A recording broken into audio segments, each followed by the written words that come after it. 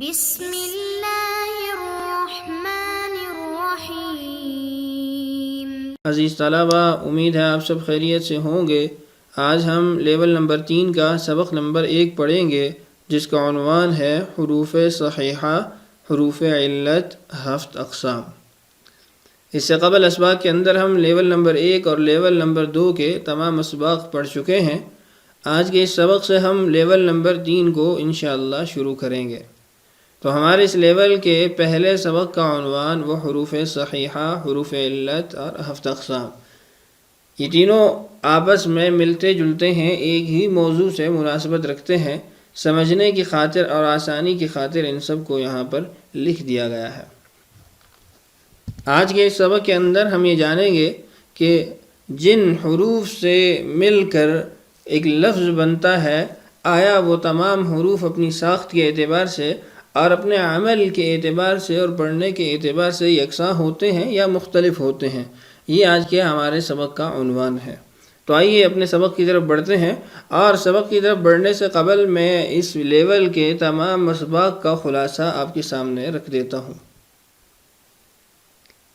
جدول اقسام الاسم والفعل، جدول کہتے ہیں نقشہ، یعنی اسم اور فعل کی اقسام کا نقشہ۔ یہ ہمارے اس پورے لیول کے اسباق کا خلاصہ ہے۔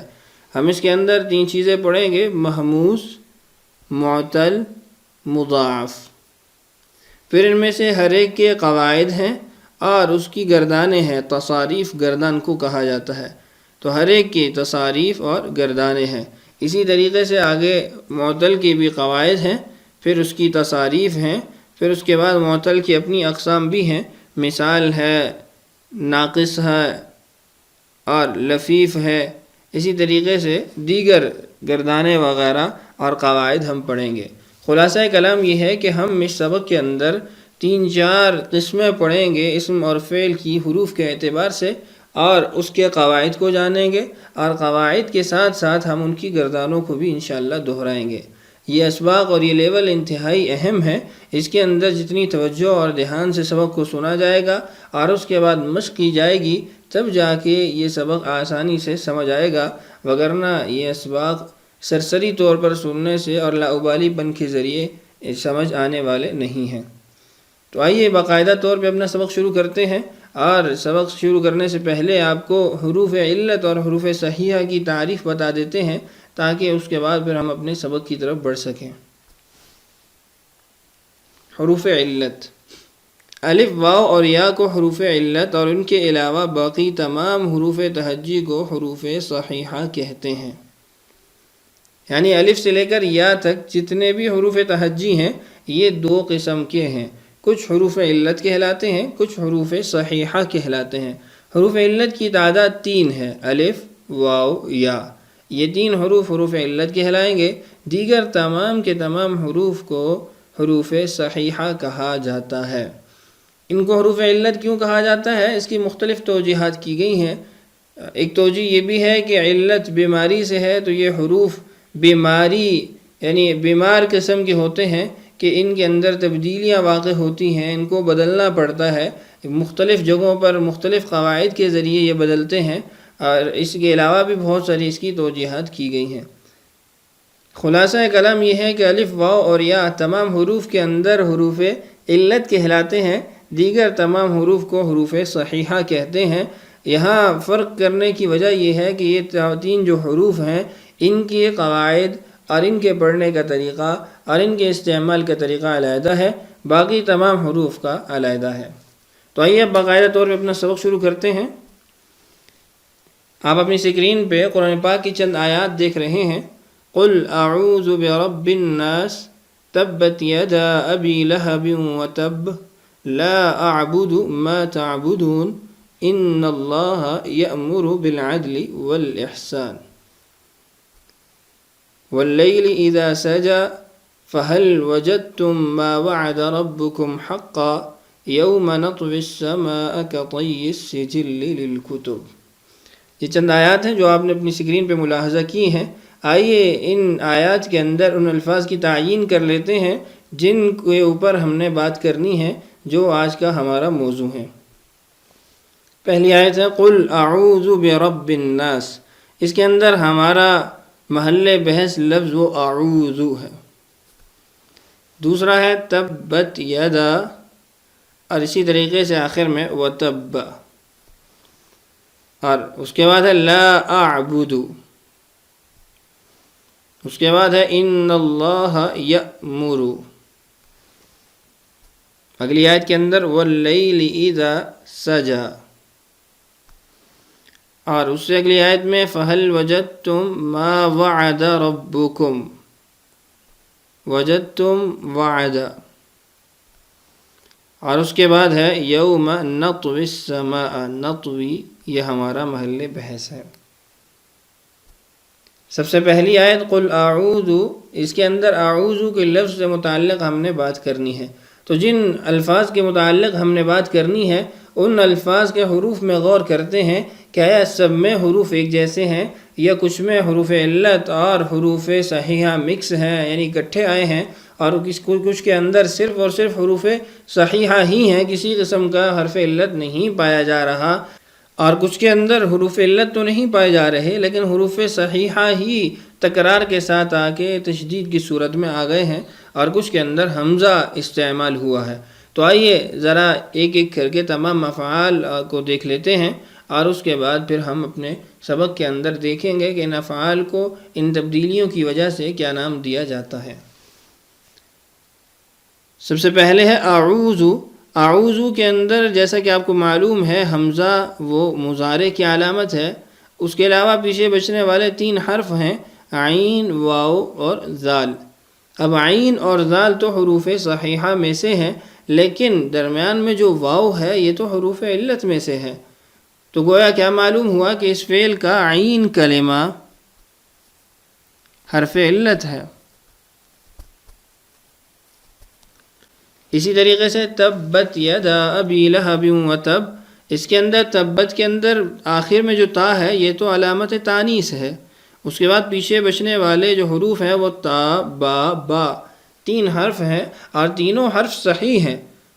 اسی طریقے سے وتب، اس کے اندر بھی تا، با، با 3 حرف ہیں اور تینوں حرف صحیح ہیں، لیکن یہاں پر تینوں حروف صحیح ہونے کے باوجود تشدید پائی جا رہی ہے، چونکہ 2 حرف کا تکرار آ گیا ہے، ایک جیسے 2 حرف وہ پائے جا رہے ہیں.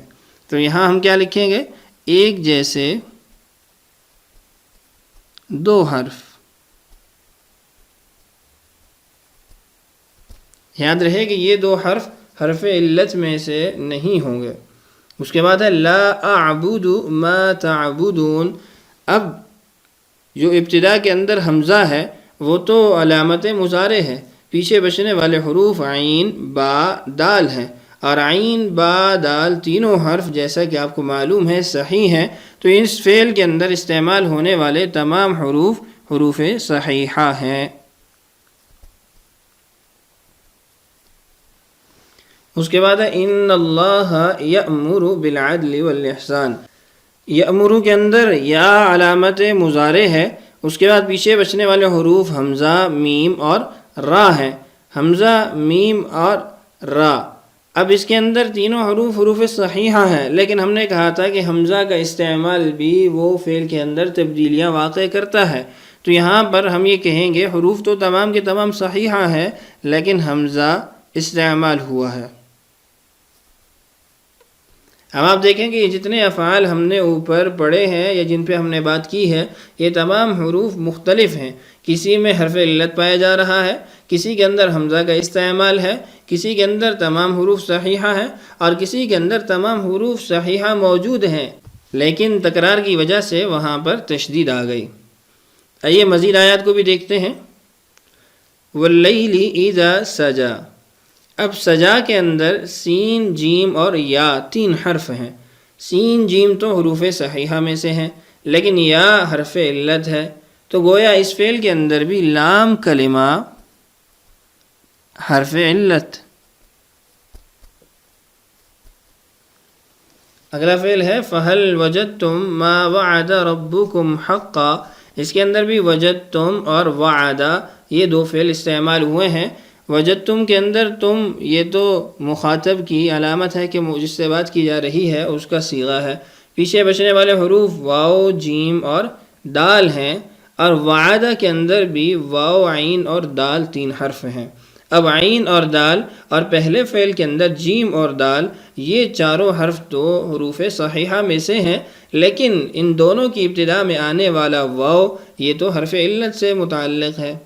تو گویا کیا معلوم ہوا کہ ان دونوں افعال کے اندر فا کلمہ حرف علت ہے۔